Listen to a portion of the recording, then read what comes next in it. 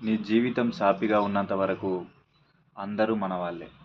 ఎప్పుడైతే నువ్వు కష్టాల్లో ఉంటావో అప్పుడు మన వాళ్ళు కూడా పరాయి వాళ్ళే అయిపోతూ ఉంటారు.